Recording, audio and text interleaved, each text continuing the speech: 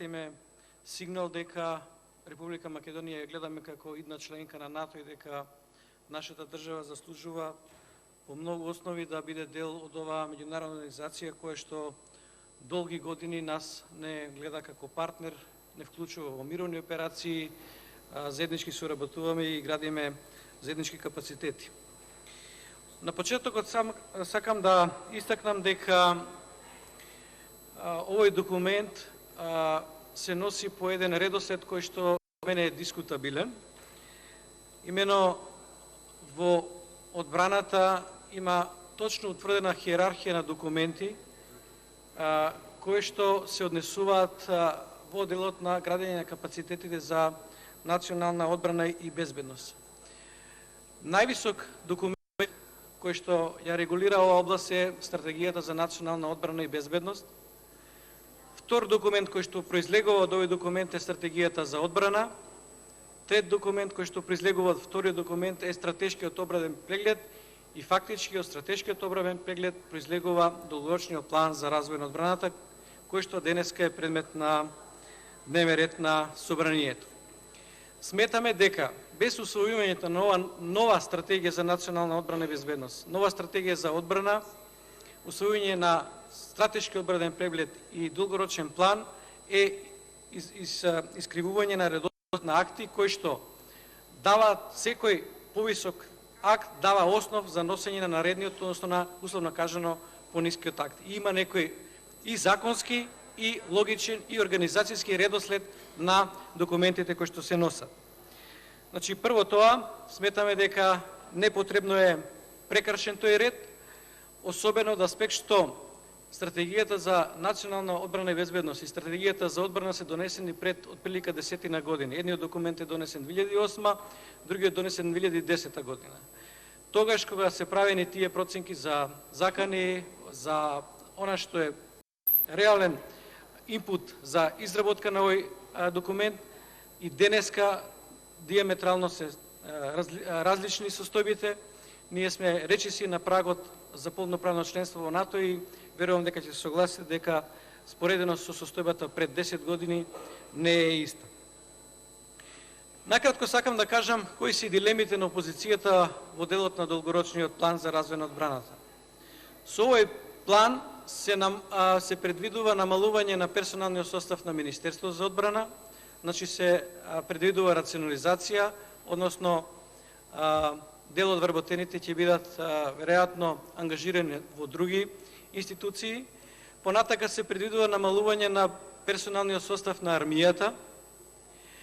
На комисиската расправа беше кажано дека во суштина не се работи за намалување на бројот на армијата, туку едноставно констатирање на фактичка состојба, бидејќи и сега, како што беше кажано, формацијата на армијата кажува дека таа е нешто поголема, со поголем број од тоа што го предвидува, меѓутоа не е пополнета 100%, така да фактички долгорочниот план констатира реална ситуација.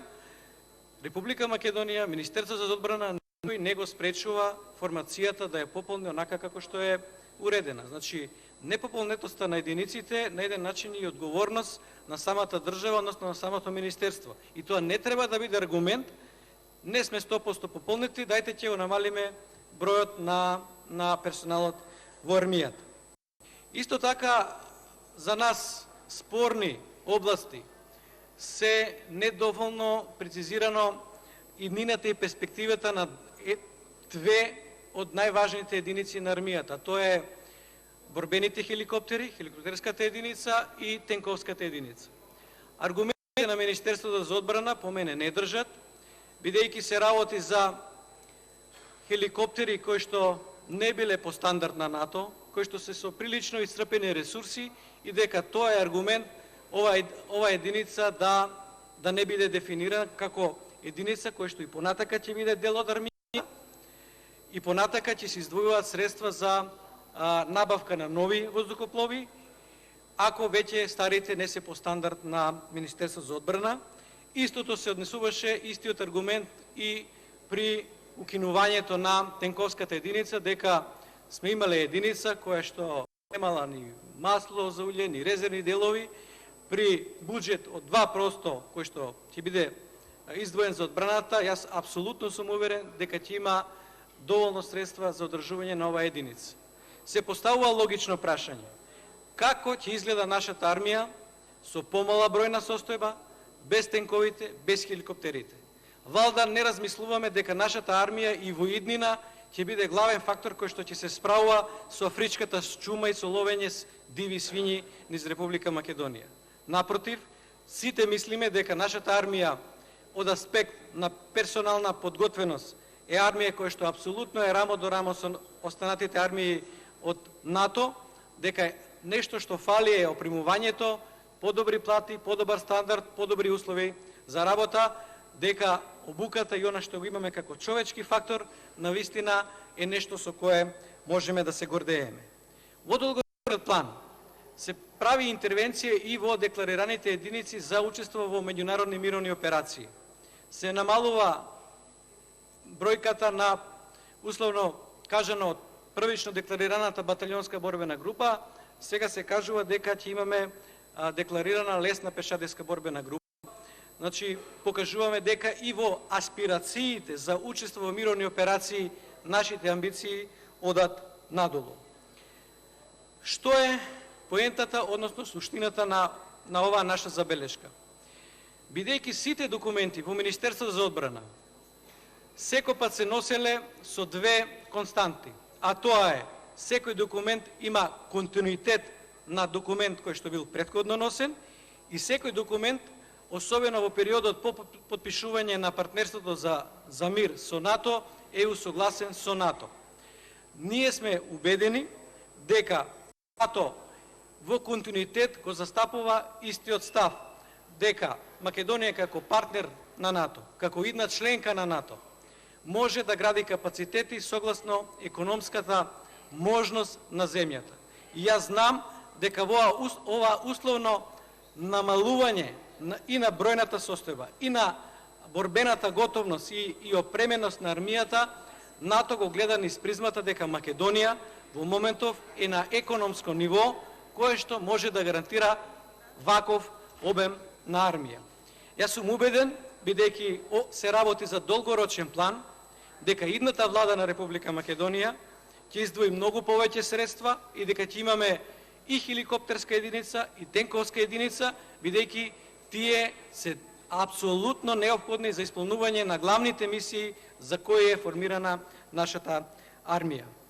Во делот на рационализација на вработените во Министерството за одбрана и армијата, пред извесен период во медиумите беше наголемо објавена идејата да приватни агенции ги обезбедуваат објектите на Министерството за одбрана и на армијата. Затоа ние предлагаме војници кои што навршуваат 45 години стаж, кои што предходно, пред 7-8 години, не им беше решен статусот, односно одеа на улица, го губеа правото за екзистенција. Пред 6-7 години со измените на законот во служба на армијата им се гарантира на овие луѓе останување на работа во државната управа. Министерството за одбрана, државата да формира посебна институција која што ќе се грижи за обезбедување на објектите на Министерството за одбрана, а која што ќе биде составена од поранешни припадници на армијата на Република Македонија. И претходно, сега има случаеви да овој тип на војници со навршени максимални старосни граници се преотстапуваат на други институции, дали е тоа судската полиција, дали е тоа затворската полиција, за извршување на работни обврски во тие институции, и при тоа се губи неповратно еден огромен капитал од луѓе кои што се обучувани со години за да бидат на степен на обученост со која денеска располагаат.